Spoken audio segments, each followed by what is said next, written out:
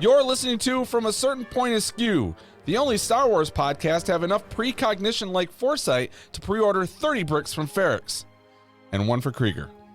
I'm Jason the Ginger Jedi Guy, broadcasting live from inside Wookiee Studios. I'm not alone. Whether you want me to or not, I am going to introduce my co-conspirator here, my Darth to the Mathias, Matt, a.k.a. something or other, however Cole you would say it. You did a great job. Thank you. Thank you, Jason. Not to jump ahead too far, but what was with that? Like, how many times did he say, plus Kreegyr? I love that whole thing. Well, it went back and forth. Sometimes it was 30 men. Yeah. Or it was and Kreegyr. Like it was, you can't forget one or the other. I just thought that was so odd that he kept individually calling him out. It was so strange.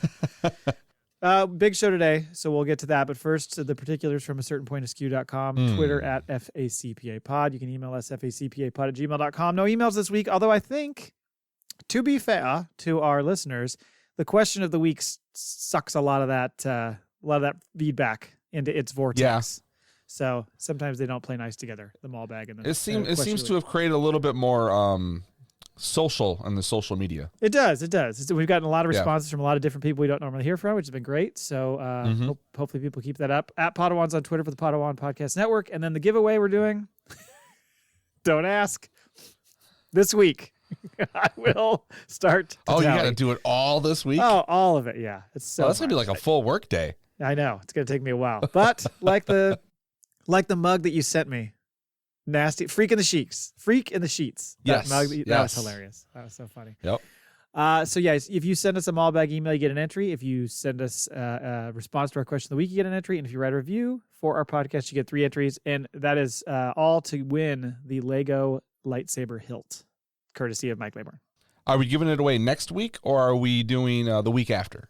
We're going to go week after. I think that's what we typically do, is we let everybody kind of get all their comments and thoughts in about the finale before we do that. Don't want to rush it. Take our time. Let it simmer a little bit, Yeah, make them all come back for another episode. Exactly. And then we have to figure out what the hell we're going to do for our giveaway when Bad Batch starts. Oh, yeah. Hopefully we get a release date on that soon. Well, no, we have the release date on the Bad Batch. We just don't have it on Mando. Oh, that's right. Okay. Yeah, I mean, people are saying February 23rd, but nothing's been 100% confirmed. Bad Batch we got for sure. It's on the 4th or whatever it is, that Wednesday. We get 2 episodes. So that'll be good. Of January or February? January. Yeah. Yeah. Oh, not too long of a break. Hey, do you want to know what's on the show today? I do. Sure. And I'm going to tell you and the listener. All right, we got a question of the week. Where did our Kino go? News, we've got 2 things here. Tony likes to talk, and Serkis on Snoke or Swim. So he's apparently has something to say about our episode title. We'll get to that shortly. Right. Andor episode 11, Daughter of Phoenix. That's the big part. We're going to break it down. We're going to tell you all the things that we liked, loved, and didn't hate about that episode. We're going to go into drawing conclusions with me, Jay. So look forward to that. And then we'll wrap up with our FACPAtoid that was sent in by the one and only Mike Laybourne. Yes. All right, so question of the week. So we sent out this on Twitter. We do every Monday, so check our feed for that. What is Kino Loy's fate? It is Kino, by the way, again. I said it back and forth so many times last episode. What is his fate? Did he jump? Did he walk back to the control room and start working on his Snoke voice? Did he head to Niamos to play chess on the beach? What do you guys think? The first response we received was from the Ithorian Historian, and it was just a picture of a popsicle stick raft. Yes. I didn't put the picture on the doc, but I saw it. And that's not a bad idea. I like his thinking. I like where his mind's going there. Then Norhal said, Killmonger rescued him. Wait, wrong franchise. Ooh. To go back to the first one, you would think they're on a prison that's, a raft, however you want to, code name it, right? Mm-hmm. They got to have flotation devices somewhere, at least for the 12 fucking employees that were running around. You would think so, but either one, they wouldn't have had access. They didn't find access to them, or two, maybe the Empire doesn't run that, proper of a ship, and so they don't care about it. Kino, here's what's going to happen. Kino's going to I guess I'm going to have to walk around and see if I can find something, and he's going to open up that door where all the people were sitting there with their guns pointed at the door. All those guys had were those zap sticks. They didn't even have guns. Yep. Oh, man. Next is Chris Ritalik says he is now the administrator of that facility. Oh. Yep. That could be a way to go. Slewfoot Fred, with an image of Wilson from Castaway, said he's on an island talking to a volleyball and looking for a ring. That's pretty good. Baz McAllister says he's on a big raft made of buoyant orange boots. Now, this is a great call. There we go. Because this kind of combines what my theory was that maybe those boots you could walk on water in. So he needs to take a pair of those boots and he just run to the damn shore. He's saying you make the raft out of the boots. Yeah. Yeah. I think I like that. Both will work, I think. I think so. Yeah. Yeah. I mean, maybe there's a boat on that fucking prison. How do they get back and forth to work? Is there a ferry that goes across? Like we really don't know the ins and outs of. It's all in those transports that land in those openings. That's the only way on or off. It appears anyway. I don't know. Maybe there's something. Maybe there's a submarine. Maybe there's some. I don't know. There we go. Mike Laybourne.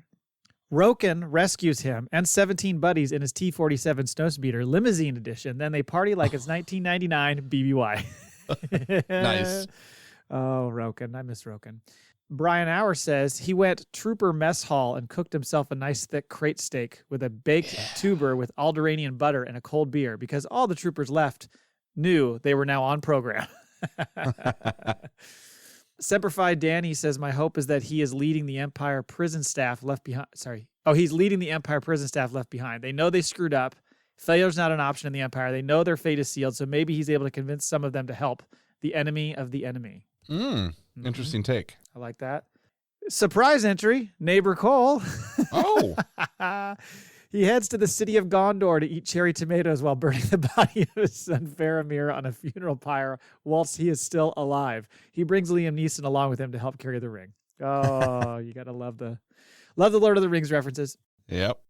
And then finally, Chris Meyer says he returned back to the depths of the cells, rounding up the remaining guards. He forced them to work in the production areas and takes great joy every day in announcing over the loudspeaker, on program. Great responses. Did you have a theory or no? No, I didn't. I didn't give it much thought. Yeah. Okay. I feel like he's still alive. Like that's like a character. He can show up again. I think they left the door open on purpose. Yeah. Yeah. Don't show his face. We'll see him 10 years down the road in some other show and he'll be missing a leg or something, Yeah. They'll be like, that's a story for another time. Right. Yeah. It's kind of like the way they handled some of the clones from the Clone Wars. Like you didn't know what necessarily happened to him. And then all of a sudden they show up like on Rebels, he shows up or whatever. So I like that. Now to the news. So there was an interview that Tony Gilroy did, sort of cover some of our question of the week stuff that we just discussed. But it was with the Hollywood Reporter, your favorite bathroom reading material. Yeah. And so on what first question was on what they were building in the prison. This was the joke. Great you loved. Line. They're building season 2. Yes. So he says it's the spine of season 2. All the material that the Empire has, I look at everything like economically, how does this work? Who built Scarif? How do you build that? How do you build Edu? How do you build the Death Star and this armada of ships? There's a lot of things that need to be built, and there's an incredible amount of material. So to me, what they're building is not as important as the scale of it. When you go to the Imperial Bureau of Standards where Cyril works, you go, oh my God, and he's just working at the fuel purity desk. But that's what it takes to run this empire. So the scale of it is really what we're trying to suggest here. So he's saying it like it doesn't really matter what it is, just the visual of how massive a scale the empire is operating on. Yeah. So much to the chagrin of some of our previous. So you have to imagine that they have prison moons or planets all over the galaxy. Yeah, right. Where they just have people making parts. They are certainly abusing labor anywhere they can find it. So, on the fate of Kino Loy, I don't know. He's not dead. Is he dead? I don't see him dying. So there you go. He's happy about leaving the door open there. Yep. On Luthen, he talked about how he's like a chess player, like having to give up his castle to protect his queen and kind of maneuver and make tough decisions and tough moves, and he says he's using accelerationism, provoking the Empire into making things worse so people feel it and are motivated, which we've talked about before on the show. Yeah, yeah. And then the other thing he mentioned that was interesting was he said that there's the Aldani scene where they had all the native Aldanis come together. Originally, that was supposed to be 6,000 or 7,000 extras. Isn't that crazy? Holy shit. But he said COVID put a stop to that. But he's like, in a way, it kind of served the story because then it showed how like they've withered down, like they're not in as great a numbers as they used to be. You know what I mean? Not just them getting stopped for beers on the way. It's in general they've withered. Originally, with the 6,000 or 7,000, it was going to be like a festival, a concert too, and that band from Tatooine. Yeah. That plays in that cartoon. They were supposed to get back together. Yeah, the Joseph Gordon-Levitt band. Yes. I can't remember their name now. Oh, man. That'll clear them out. Then there was also an interview with Andy Serkis. He was kind of squashing a lot of the Snoke theories. He was saying, like, basically his hesitation to take the part was that he didn't want people to make that conclusion or jump to that conclusion. Yeah. But he's like, once I realized it was a totally different character, I was, on board. As far as he says what they're building in the prison, he says it actually does matter what they're building because it's significant. For those who are really watching closely, the parts are quite significant. Oh. So he's saying it differently than Tony. If you really examine those bits that are being formed and created by all the men on the floors, you'll discover that they hold huge import. So he and Tony are not on the same page. Right. Apparently, he talked to one of the other writers. And one of the other writers was like, well, Tony doesn't know it yet, but this is what they're building. We're going to spring it on him in season 2. And then also on the escape, he says the thing about the escape that he enjoyed or whatever is he was aware of his inability to swim all the way. So when he goes to deliver that statement to inspire everybody over the PA, that's kind of his hesitation. I'm setting this thing in motion that I will not survive. Interesting. So it kind of adds weight to what he was doing and why it took him kind of a minute to kind of gather it up, So I thought that was really interesting. That's it for news. That's pretty brilliant. All right. Well, the news is done. Yeah. Should we talk about Daughter of Ferrix? I think you said Phoenix earlier, which is awesome. I said Phoenix? I don't know. I might have heard you wrong. Oh. I mean... It would be on brand. Yes. I'll say it's 50-50 with whether I mean it or not. Yeah. I'll be honest. What were your overall thoughts of the episode? I mean, it's how do you come into this and be like, well, it's another barn burner? Because like it just is. It's like good every fucking week, and even if it's not, they're always a little different. Like sometimes the pacing's a little slower or something like that, but the dialogue is just so fucking killer. Like I don't mind. That seems to be the big complaint with people with this show is the pacing, or it doesn't feel like Star Wars. And really going into this, that should have been my argument. But because it's so well crafted and the characters are so fucking interesting, I don't care. Like I love every episode of this show. Like I'm on the edge of my seat for every scene, every time. Yeah, I mean, if this was a 4 or 6 episode season and they were giving us episodes that were paced at this pace, then you'd probably be more mad. Like, holy shit, we're running out of time here.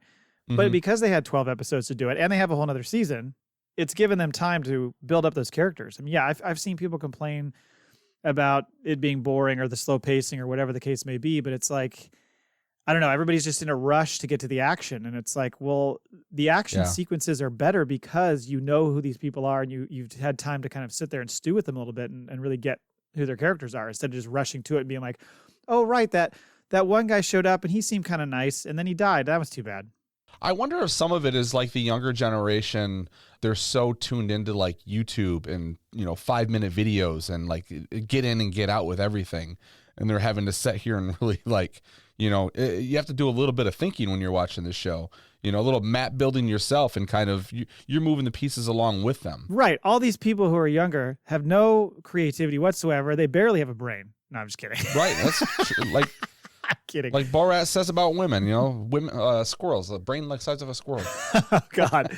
Yeah, no, I think it's a matter. Certainly, there's stuff that's served up in a very instant gratification way, and a lot of. But I think that it just comes down to your mentality. So regardless of what age you are, I've heard people who are old fucks like us complain about it too, and just be like, "This is just dumb. Like this is not what my childhood Star Wars was. I don't like this. This isn't the same." And so I think it's a bit of a matter of taste. I think also the fact that, I don't know, perhaps if it was a different subject or a different story, like different franchise, whatever the case may be, maybe I would feel the same. Maybe I would feel like, God, this is so slow, but I'm so invested in the Star Wars world that I'm like, take your fucking time, because this is great that we get to learn the ins and outs of all these people, Maybe that's part of it. I have no arguments. I'm with you. I figured this had to be a tough episode for you personally because of what Mon's going through. She's really hurting. Oh, man. I want to be there for her. Oof. Where's Perrin when she's crying? He's not around. I tell you what, man, the family tree is just, whew, I want to go live in that tree. I'm going to build a cabin right there. The door's always open. You're a fan of both daughters. Uh-huh. Again, we get a Luthen Saw scene, which is just fucking great. Oh, Watching those yeah. two, act together is so great. That space scene with Luthen was awesome. I think that, to get that cool action sequence was fucking amazing. What's the name of that ship? The Fondor or The something? Fondor. Yeah, they got to make a Fondor. Lego out of that shit soon. Oh my God. Yeah. That thing's badass. And like I said, it's another builder episode. It's building up to what we expect to be quite a finale. I'm excited. I enjoyed the episode for sure. So let's get into it, as Neil and Annalise would say. Well, I was totally wrong about the time jump. Yep. Because they're still on the move, still being chased, hanging It off would the side have of the fucking cliff. been great. It would have been great had they been hanging from the cliff right there and it said 6 years later. Yeah, no wonder he couldn't hold on anymore. Poor Melshi. Yeah. They then kind of, are able to avoid the Empire, and then they come upon that canyon, and there's those two alien dudes. So I was calling them Narkinians at first, and then I looked it up. So apparently, and I went back and saw this in Rogue One, there's a blink if you miss it scene where that character is in Saw with Saw's crew. Yeah, he's like on the left-hand side of the screen. Right. And so that kind of, those things are called Kreegyrs, I think is how you say that. That also, by the way, when I went back and looked at that scene, I forgot there's a point where a dude who looks like Hera's dad turns around. And I was like, was that supposed to be Hera's dad? Oh, wow. Okay. But it's probably not. Didn't these two goons have names too? There was something I did. come across and I can't remember the names. The one kept saying it to the other one. Yeah.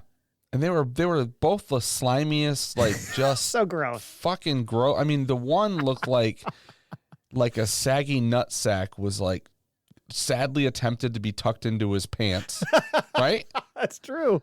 And the other one just looked like he came from the back alley of a long stretch of fast food chains.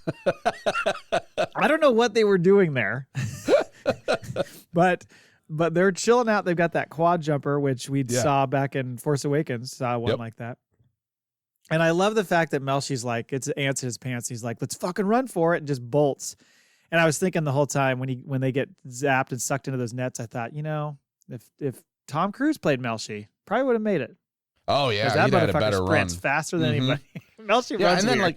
what is wrong with this netting? It was like someone was trying to say.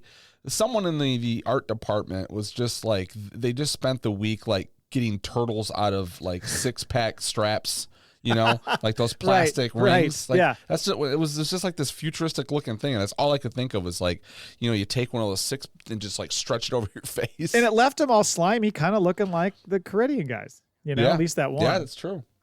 But so they're questioning him. There a lot of pirate speak. It's what are you doing? Kind of that kind of stuff. And they're bitching about the prison, fucking up their water and all this stuff. Yeah. And they're trying to convince them they're not part of the prison. They were just inmates, whatever. They somehow believe them and release them. And then he's like, where are you going? And he says Niamos. And so they fire up their, 1974 quad jumper. That thing was a piece of shit. Right. It barely cleared the water. It did. Back on Ferrix, Marva has passed away. If I have a complaint, it was why kill her off screen? She's such an important character, and for the motivation to bring Andor back to the planet and everything. And then, to me, it has to do with do we need to see her die?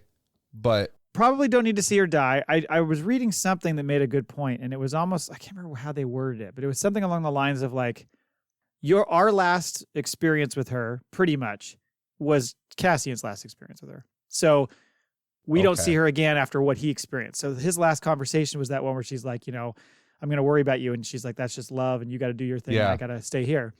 Maybe that's why they did it that way. You didn't need to see much more than that. The only other thing you saw was that one blip from last week where she was like, I'm not taking my pills. She's or whatever. sick. And yeah. Yep. So I sort of get that. And we knew she was going to die. I mean, it was pretty obvious. Yeah, I wasn't surprised. I wasn't left in the dark. No, oh God. Wait a minute, what's going on here? Gotta watch all 10 episodes again. I did not see this coming. Poor B2 is just beside himself. He doesn't know what to do. It was the way they're able to convey emotion, But I mean, you sort of you buy that thing as an adorable puppy dog, right? Of course. That's sort of what you're getting from it. So it's that damn thing's going to win an Emmy. And it should. and kind of just in denial slightly. I can't leave here. This is my home. This is where we live together. I'm not going to leave, even though he sort of understood she had passed. He still didn't want to leave. I don't know. I think he felt like if he left, that was the closure, and then it was all over. It seemed like there was some worry the way he was only treated well by Andor's friend, right? Right. Like he Brasso. kind of treated him like family, and it was sort of like, well, they're just going to shut him down, put him out the like, what do they do? Yeah, with the sure. droid What's when, his fate? Yeah. So there could have been a little bit of that too. Like, what's my purpose now? Maybe Kino stumbles upon him. Right. Yeah, Brasso's trying to kind of comfort him. Like, do you want to say goodbye to her and all this stuff?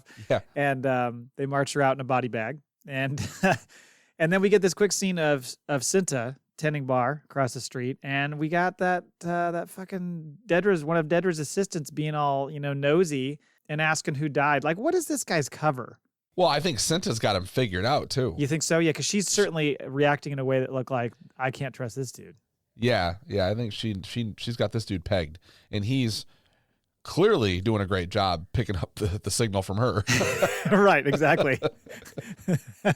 After that happens is when they go back to the shot of Dedra talking to him and everybody else about Marva's death, and she's like, let him have the funeral, because then we can kind of box him in and kind of see who comes and who shows up. It's basically setting a trap. Right, and this is, I think, the least amount of screen time she gets in an episode. Absolutely, yeah. We only get her in that one sequence, and that's it. So I'm assuming we'll see quite a bit more of her in the last episode. But yeah, it was kind of just a small blip of her. And then he also explains the Ferrix custom: when you die, cue the Pink Floyd. Yeah, you're just another brick in the wall. Yes. I do like how they're really getting into like these customs, like they're kind of creating these little like this, and then of course what we're going to get to in a second with Mon Mothma's Well, it makes sense, because then it really adds to like what the Empire is trying to do, right? Is just like kind of like whittle it all down and just make them, autonomous. Right. True. So then we go, we see the scene where Vel goes to visit Luthen's shop, and we find a very surprised and annoyed Kleya. Oh, she's like, what the fuck are you doing here? Are you high? And so Vel demands to see Luthen. She's like, I know the Fondor's gone. All right. I'm not dumb. And so we get this kind of pissing match where Vel's like, well, I did the Aldani job. What have you done? Yeah, I feel like there's still a weird thing where like, it's almost like, well, I get more visits. It's like a daughter and a stepmom. Well, it's either daughter and stepmom or two daughters fighting over the favoritism of their father. You know what I mean? Could be that as well. But that is definitely, it feels like a sibling rivalry of sorts. Yes. So that is interesting. And and Kleya's like, I'm like the glue holding this shit together. So why don't you back the fuck up? Yeah. And she's not as like artful with her words as our homeboy is. No. But she gives him stingers. Like she does. Well, I mean, he's like the visionary of the operation. She's the operational manager. She's like, we got to do this. We got to do this. Like, she's got to keep him on track. Like she's the one who kind of, I think, keeps everything moving. And I'm telling you, she's sleeping with him. You think so? I'm telling you, that episode where she was just like, "Are you coming to bed?" And he's like, she "I'm didn't listening say, to my "Are you ham coming radio." to bed? I don't think she actually she said, just gave him that vibe. She gave him that vibe. And he's like, "No, I'm talking to my friends in Antarctica." I get to see you rewatch that episode and mouthing it. Are you coming to bed? That's not what she says. I'm like doing ADR for it. Recording your lines. Hey guys, you want to see my version? So Vel leaves Kleya saying like, so Andor's mom died. Basically said I'm going to meet up with Cinta. Like shit's gonna happen. And then we see Korv, that's that guy, the Empire guy, staking out Marva's place again, and he's just keeps suspiciously having drinks at Cinta's bar. It seems like such a dead giveaway, but whatever. Brasso shows up and kind of looks around the place, and he's like, "All right, B, you're coming back with me home." And he's like, "Maybe you could stay here." Yeah, he's like, "I'm charging right now." It's like, "You've been charging all day." He does run out of juice a lot, to be fair. Yeah, he does. Oh man, he is just in heavy mourning. This poor guy. Then we see Bix. Oh boy, she is like lobotomized. She is a mess. She's like staring at the wall when they walk in. She looks like she had a good night with my neighbor. Oh boy. She is struggling quite a lot. Yeah. A lot of trauma. A lot of trauma. And she is brought before Core for questioning. And I like how he's like, now, if I don't get an honest answer, I got to bring back Dr. Gorst. You know, Dr. Gorst is around the corner, like, you know, rubbing his hands together. Yeah, he is. Fucking freak show. Yeah, but do you get like a little, like, there's a lot of, she doesn't say anything, but you get a lot of emotion from her because it's like, if I tell him the truth, either way, she's probably going to get fried again, right? Yeah. But she also has to like kind of weave her way through, like, which one's going to work to my benefit? Do I lie? Do I tell the truth? Yeah, because if you don't, I mean, if you know you're gonna get it anyway, then what's the point of telling the truth and giving them anything? And so I think you're right. I think that's why she's crying. She's just like, it's like she said to Dedra, you don't care what I say anyway. She's like, right. Not really. How many versions of Kid Bop do you think she's on now? Oh man. Then, interestingly enough, Korv shows her a picture of Anto Kreegyr and is like, is this the guy you introduced to Cassian? So they don't know who the fuck Axis is and are trying to make that connection. Right. They think maybe it's Kreegyr. So it appears she doesn't give him up. I feel like they did that. Oh, they missed something right there. It should have been like a hologram image of George Lucas. Oh man, could you imagine? Jar Jar. But yeah, I mean, I think at this point they're thinking, hey, we wipe him out of Spellhouse. That's the big fish, you know? Right. It's funny too, because at one point I was rewatching the show yesterday, I guess. The consultant said something about, is that Luthen or Kreegyr? And for a split second I thought, is Luthen Kreegyr?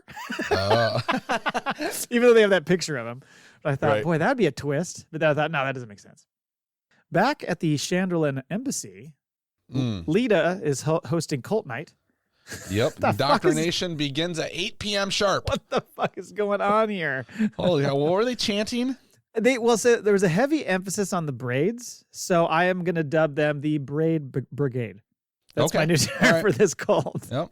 Yeah, it was all something about like protection and something. But they would specifically call out the braid and they would grab their braids. It was very strange.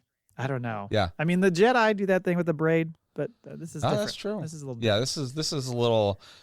But did you see she does the thing again? She gives Mom the look twice. One through the bird cage window. Right. She's like, stop looking at me, Mom. I'm doing my cult thing right now. And then when she comes out, she does it again. Yeah, I don't know what that look is. Yeah, while she's actually doing her version of the recital of the Braid poem, she gives her that side eye look, like, you know, Mom. Is it? I mean, it has to be something along the lines of, I mean, because Val comes around and she's like, are you fucking kidding me? What is going on here? You know? Yep. I love how she goes, Mon says, we did it. She's like, you did it. So, but she's making the point of like, oh, I thought these customs had been, you know, we're kind of going out of style or whatever. And she's coming back around on it. And it's one of those where is it like, Leida's like, well, my mom hates this so much, I'm going to do it just to spite her, you know? Yeah, there's probably some of that. Also, like, I don't think the idea of her getting married off is going to bother her at all. Yeah. Which is strange. Right. It is strange. Oh, and then I like how Mon says she found the elder, and the look of horror on Vel's face. I was like, is that a euphemism? Is that like chasing the dragon, or is there something else going on there? Like, what's going on there? But she says, don't tell me you're taking proposals. And that's when she says, I'm in so much trouble. Yeah. Mon is falling apart. So then she gives the update to Vel. Like, I've been pulling money, been doing this, it's been going along, but there's this missing money, and that's a problem. And she's like, I like how she says at one point, everything was flowing pretty easy. Then Aldani happened. And Vel turns her head like, yeah, that was something, wasn't it? Yeah. But then she says, I found a solution. Oh, so you're like, oh no, she's going to go ahead and go through with it and introduce Davo's son to her daughter and just be like, well, this is what I got to do. What a haunting predicament to have to be put into. Yes. Like either this whole thing falls apart and I'm totally fucked and probably killed, or I have to make an introduction for my daughter and potentially set her up for a life of grossness. Yeah. Yeah. I don't know. I mean, maybe Leida's down. She's going through all the ritual stuff, so maybe she's ready. Yeah, I think so. I think, and it's probably another, like, she doesn't realize it, but she's like, she's going to be double down because she thinks her mom's not going to be for it. So she's like, yeah, I'm going to do this. I'm going to show you, Mom. Exactly. Yeah. Acting out. I tell you, I want, this girl is close to being of course, now I forget the kid's name, but who's that little fucker in Game of Thrones that becomes the king in like See, the second I can't season? answer these questions because I've never seen Game of Thrones. I hated that damn kid, and she's real quick to be on that list. Like, there's really? just something about her. Yeah, she just... You can't chalk it up to youth. You have to be like, no, you're old enough. You know what you're doing. Right. She's like, when the cleaning lady's over cleaning the 181st floor window, I just like, whoops, shoved her out. She might have. Meanwhile, back on Coruscant, we have a disheveled Mama Karn. Oh my God, I almost pissed my pants laughing when she opened the door and told him you got a phone call, and her hair. Oh my God, that was so fucking funny. I was like, who is that? Until she her mouth opens and you're like, oh God. You've spent a lot of time in Florida. I imagine you run into women like that a lot in Florida, like old dames like that have clearly smoked like 1 million packs of cigarettes in their life. Yeah. Been sitting in the sun too long and stuff. She was very similar to the tan lady in Something About Mary. Yes, right, exactly. But then we get our old buddy Sergeant Mosk on there, who's oh my who we God, do for Ferrix. Good to see him back. I love that guy. Who would have thought like the top 5 comedic moments in a Star Wars anything is this fucking who's on first scene between these guys? Like he's like, yes, sir.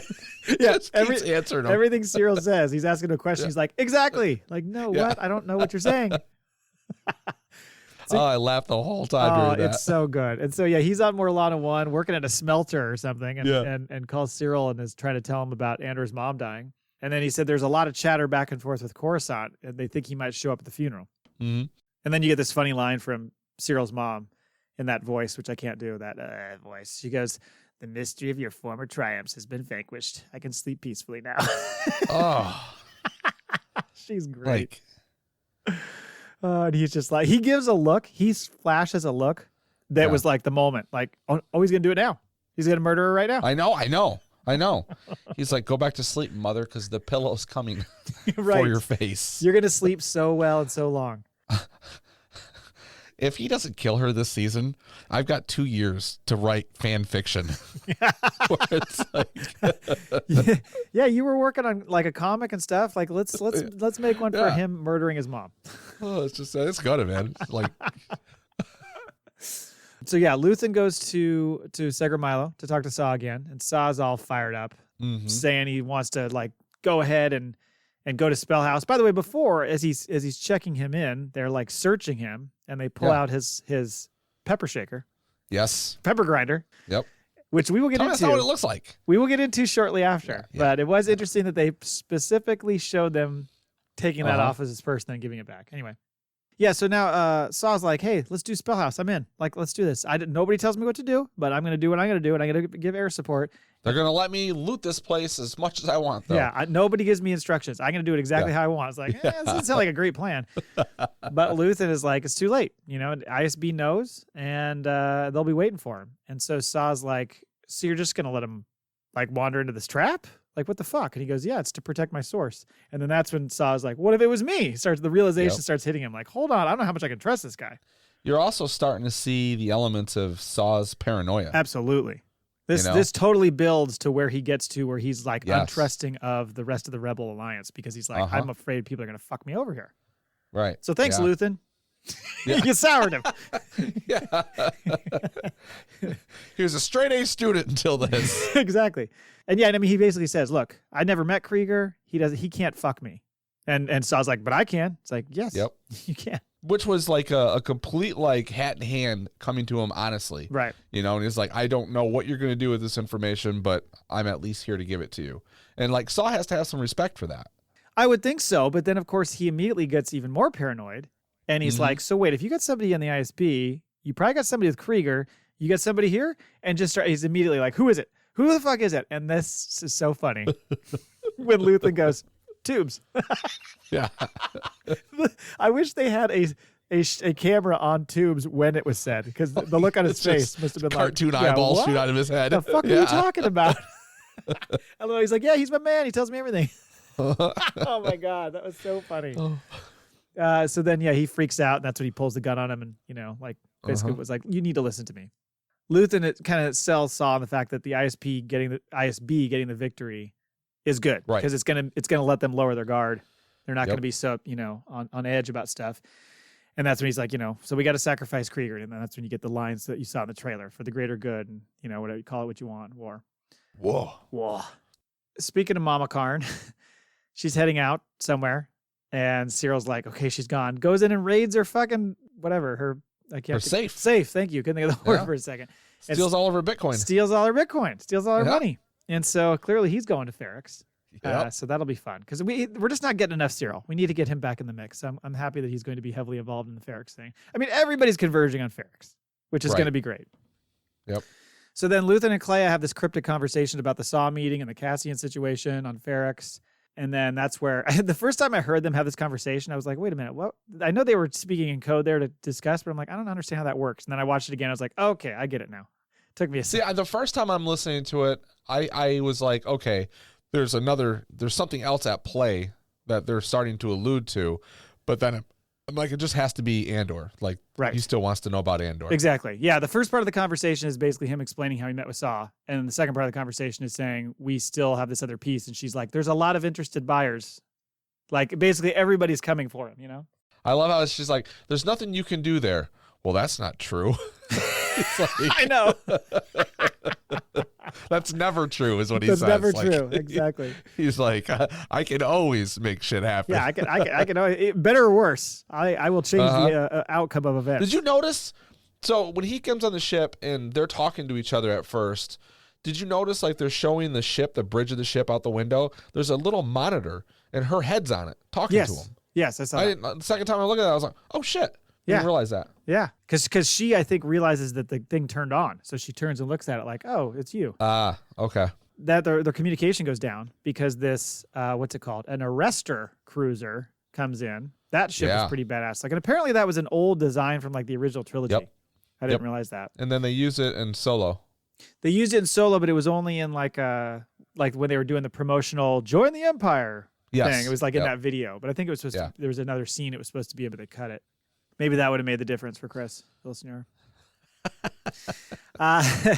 So you get this familiar, for those who are saying this doesn't feel like Star Wars, this scene was very familiar. It's him like trying to delay like Han Solo tricks, trying to like put him off while he's using his charm. Exactly. And the guy just demanding like, we need to know what's going on. He gets the code that like checks out, but he's still like, for practice, let's go board this fucker and do a search. Release the jar of quarters. Yeah, exactly.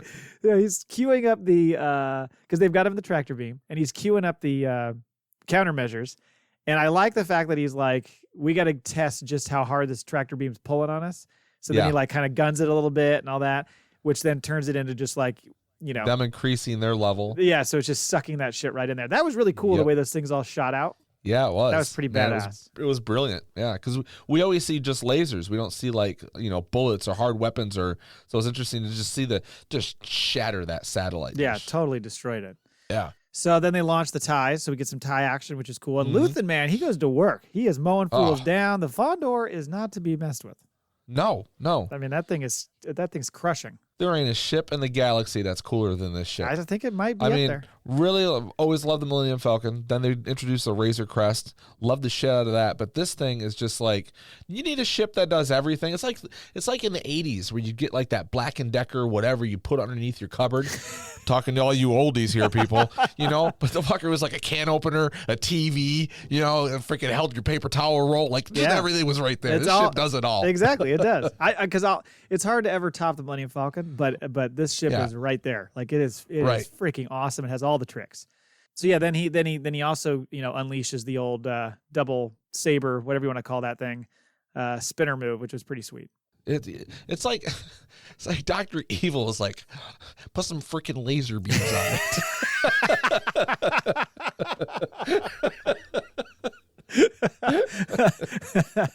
it. Are you sure? Yes. And then you get like that familiar blank stare of the guy who let a rebel get away. Like, oh no, I'm dead. Oh boy, here goes Vader choke. Yeah, exactly. So finally, to wrap it up, back on Niamos, Cassian breaks into the old apartment or hotel room or whatever that was. And I was sitting there, I looked back at it and I was like, that was two aliens together, right? Or was that the alien with the gal that he was with before? I wasn't sure. In the bed, when he goes into that to the previous case. I was like, is that trying to her figure with that an out. alien, or is that two Yeah. aliens? It looked like two aliens. Okay, I couldn't figure out the position of because it looked like someone was laying on their side, but then that head looked like he was just chilling on his back with his arms around his tummy or whatever, and there was a whole something going on with his face. Like That was it was like a baby Cthulhu. something like that. So he's like, okay, I got my money, I got my guns, and then he also still has Nemec's manifesto. Yeah, but it turned into an audiobook. Like all of a sudden he's got an Audible subscription and it starts talking to him. I'm like, when did this happen? He doesn't like to read. It's for the car, whatever. So then he calls that fella Zan or however you say his name on Ferrix, who he talked to back early in the season. He was trying to like get off planet. Right. And I love how the guy keeps calling him Cass. He's like, no names. Yeah. He just keeps doing it. Cass. And so he's, it was a sad moment where he's like, tell Marva that she'd be proud of me and I'm safe and I've done all these things and da-da-da-da. And then that's when he finds out that she's died. And it's an interesting way he reacts because he kind of turns first and his eyes are down. And then his eyes just get like fucking huge, like saucers. It's almost like there's the realization hits him in a couple different ways, and as a couple of motherless guys that we are, you can relate to moments like that where you're like, holy shit, like the reality of that situation sinks in and you're like, oh my God, so a very emotional moment. And now he's like, well, I got time to get to the wall. Right. Right. Exactly. Well, I love how Melchi's like, did you think anybody made it out? And he's like, I don't know, not enough. And he's like, what if we're the only ones? Like, we got to go tell people. Melchi's full on in like, we got to tear this goddamn empire down mode. It'd be interesting to know like further back. I feel like he's already got connections. He might. It might be why they run into each other again so quickly. Yeah. It's because he's already connected to one of the cells, maybe? Yeah, it could be. A part of me was like, oh, I kind of wanted them to stay buddies and keep going. But they need to go back and separate. I mean, it was a smart move. Yeah. So he kind of gives him a blaster, wishes him goodbye, and then that. But no money. With no money. No, I would assume he gave him money. Did he not give him money? Oh, he just handed him the blaster. Gosh, you got to give him some money. I know. How's he supposed to get out? I don't know. It's all up to him now. And then the last shot is him looking out over the sunset or whatever, which is kind of reminiscent of him and Jen on Rogue One. Yeah. Similar deal. So great fucking episode, but it leaves us with. I mean, obviously there's a Ferrix shit big thing happening on Ferrix next, but I was trying to figure out like what all is going to happen here and what's going to be saved for season 2. Well, I think you're right. This puts them all together by the end of the season, right? So that way we start with them as like some kind of group. Yeah. Now, in big Star Wars third act kind of the thing they do, which Gilroy so far doesn't do any of that, is you have more than one thing going on. So to me, I keep thinking, I've been wrong about this the whole thing all the time. So, but I'm still going to speculate here. To me, there's that happens on Ferrix, right? Which has been in the trailers we see.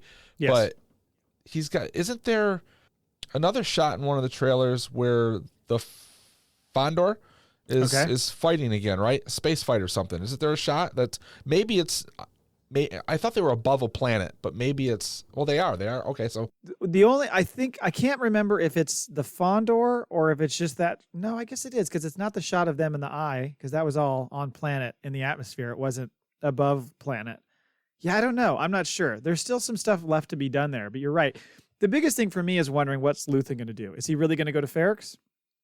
That would be the most obvious thought, but at the same time, I don't know if he will because you still have a couple other storylines going. You have Mon trying to figure out what to do. She's not going to go to Ferrix, like she's got her own story, and they're going to have to figure all that out. She's going to have to make that deal with Dava or whatever. But also you wonder, do we see another Senate scene? Do we see Palps? Do we get like a jolt of somebody, a legacy character or something to kind of give us a bit of a buzz? I think so. Yeah. Yeah. That's what I was wondering. Yeah, so it's really weird that if they're introducing Kreegyr and this whole thing going on, if we don't see any of that happen. Right. Yeah, you would think they would show that. And maybe that's where he's going. Maybe that's where Luthen's going is somehow to monitor that situation without getting caught. Right. Or he has second thoughts and feels like he needs to somehow, I don't know. He seems pretty calculated, so I'd be surprised if he jeopardizes his plan. But he did say when he was talking to Saw something about, I did think it was worth sacrificing him. Now I'm not so sure. Yes. Right. So maybe that leaves the door open. I don't know. You think any other major characters show up like out of nowhere, like a Krennic or something? Or you think they're going to save all that for season 2? I think they're going to save that. Oh, that'd be awesome. Yeah. Like just one of those just momentary things where like you see him, you're like, oh shit, So I'm just trying to think of the cliffhangers. Because Right, you're right, and we also got to see like where are they going to leave us with what the Empire is doing next, you know? Mm-hmm. So we got to have some kind of shot there. What's the aftermath of Ferrix? Cassian must get away. Who else does? Does fucking Brasso die? We know Binks, aka Bix, is supposed to be in season 2. Right, so she should make it. Saved. Val and Cinta, do they survive? Well, that's the thing I wanted to say. You cannot leave this show without an important death. I think there's going to be one. I mean, Marva was important, but we knew that was coming. Yeah, but otherwise they're almost like indestructible. You know, like there needs to be some weight to what they're pushing for. You know, and certainly easier to kill off somebody like maybe Cinta. I'm not saying she should. I'm just saying you can't imagine Cyril dying because they've put so much time into his character. You would think that would linger into season 2. But somebody like Cinta, they gave us some time with her, but not nearly as much. So you could see that being like, oh, that's a notable and important death, but not one that's one of our main characters that we invested so much time in. I don't know. Right. Or Vel gets shot and she's dying and Luthen leans down and fucking Jedi heals her. Okay, let's get into it. I'm just saying. And you're like, what the fuck is happening here? And then he's like, I couldn't let my daughter die. And you're like, oh, just like dropping bombs. It's time for drawing conclusions with Jay. Yeah. Let's get into your theory. Because I feel like you mentioned this in previous episodes, that you were always kind of suspicious of him having some sort of other angle. Yes, that you weren't and originally sure about. I think it was more of a jokey, like, oh, he's going to turn out to be a Jedi. But then I just like, it sticks with me, and apparently it's sticking with half the internet. Thank you for leading me onto that. But it's just like there's so much breadcrumbs. So like I was writing you just to be like, all right, knock your crazy off. But like it just seems like they're either red herrings or it's leading to something. So that way when they do reveal it, they could be like, well, go back and look. We've been telling you the whole time. Right. Well, and peek behind the curtain for our listeners. Jay bombarded me on DM with so much like full on text. Like the first message you sent was so long. And that's not easy to do if you do that on a phone. No, it's great. Yeah, I was on my phone now. I was like, oh my God. I was having a fever dream again. And like pictures with items, articles circled and things happening. So there's all this stuff that you were thinking of and pushing. And I was like, I had heard some people kind of whisper about things like this, thinking like, oh, is there some sort of relation to that? And I never paid it a ton of mind. But then when you went off on it, I was like, oh, well, let's get into this and let's see if I can poke some holes in his theories. Yeah, I mean, like, imagine like, a detective with like their big board with yarn going everywhere. Right. Yeah. Or the Charlie Day, the one that you see on the Twitter all the time. Yeah. Or he's like going fucking crazy with the whiteboard. Yeah. Right. So give me a taste, or give us a taste of some of the different things that you pulled out, because it was like, well, one was his pepper grinder. Yeah. That was the one that really that was what was my trigger. Was like, okay, wait a minute. Because the first time I was like, what the fuck is that? And then when I rewatched it again, I'm looking at it, I'm like, well, that's the way he said, everything is done with, whenever Luthen says something, he says it in such a unique way. He's saying something else too. Like it's not wasted throwaway words. Yes. So like the way he says it, I said to you was like, oh, you're going to be sorry when this thing fucking turns on and slices your body in half. He's like, either put it down or give it back. Is what he says, And he's like, which is like, oh, this thing's dangerous. It's not just a fucking pepper shaker. Well, but you do know that we did see this before. This is the thing he had as his walking stick on Ferrix. So this was the handle to it. Yes, this is just the handle to it, but it shoots out. And I think in Ferrix, he sucks it back up at one point. Like I think when he's walking with it. I'm not trying to shoot down your theory.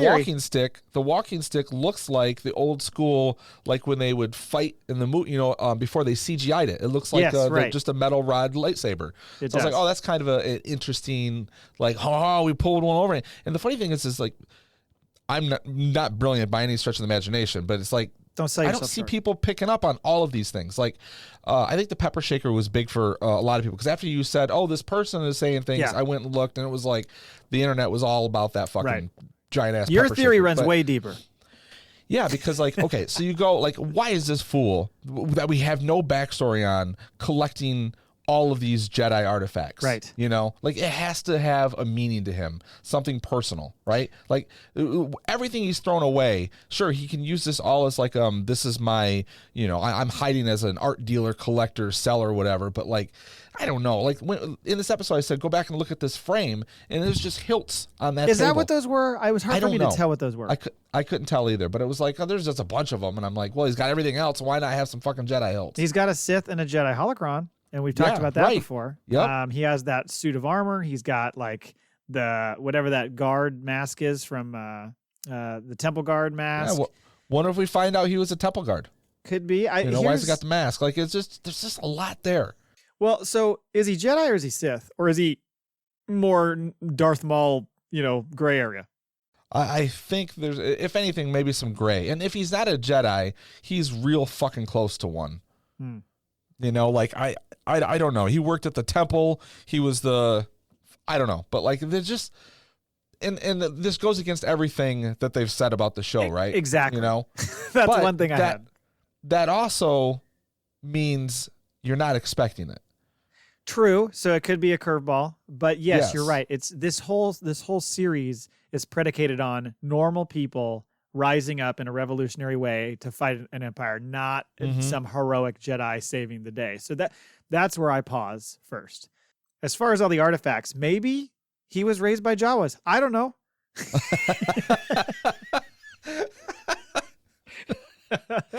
That's why he's always wearing the robes. Exactly. Well, and I think somebody pointed out too, as far as like the Jedi Sith, comparison is like, well, those sabers on his ship are red. Just saying, that means they had to bleed some kyber crystals, because people are getting into the kyber crystal thing as well. Yep. And it's like, well, Lyra Urso had a kyber crystal that she gave to Jin, but of course he was working on that fucking project, so he would have had access to all those kyber crystals. So I don't know. It could be that they're trying to throw you astray, or kind of trying to plant that seed in your mind just to be like, is something else going on here? But I do like your theories. I like when you come up with a big theory like this. And then we've got the dialogue, which I'm obsessed with. But so I'm like replaying this in my head, and it's, I've given up all my chance at inner peace. I've made my mind sunless space. I share my dreams with ghosts, which is fucking Force amazing ghosts. line.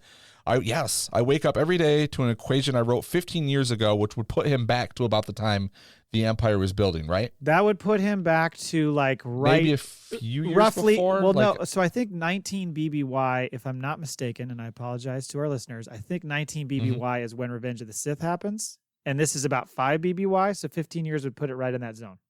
Yeah. Okay. So so like you start putting another meaning to this other than like, I've just given up everything, and he's kind of like, to me there's another layer. So yeah. The ghosts would be Force ghosts, like I don't know, like I'm probably reading into things, but boy, Jesus, man, I feel like a Reddit freaking conspiracy theorist, because like all of this shit's like lining up, man. Maybe I don't mean to keep referencing him every week, but maybe this is time for our Mike Zero video. We got to have that music though.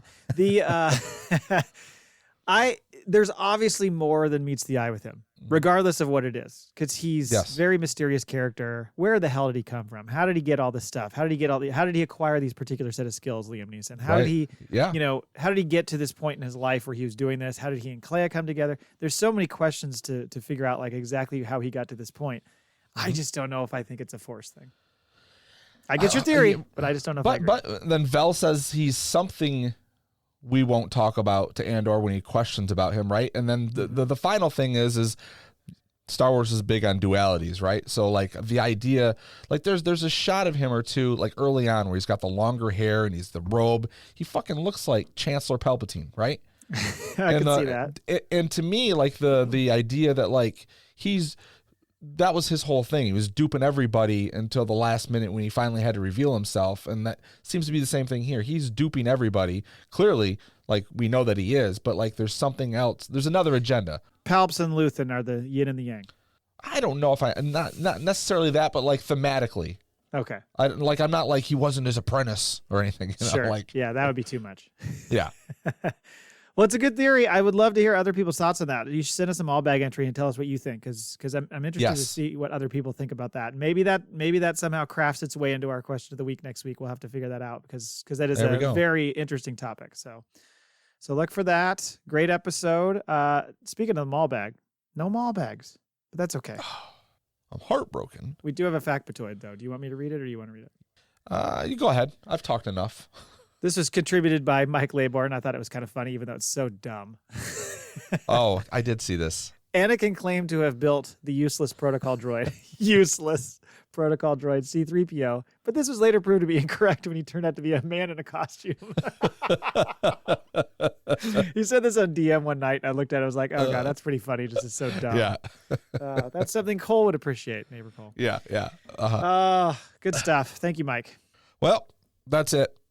That is it. We've got an episode for you. We'll be back next week with the final episode, the wrap up. So, yeah, come back, listen to us speak about it, and we'll give you a whole recap, and you can say whether you liked my stupid theory or not.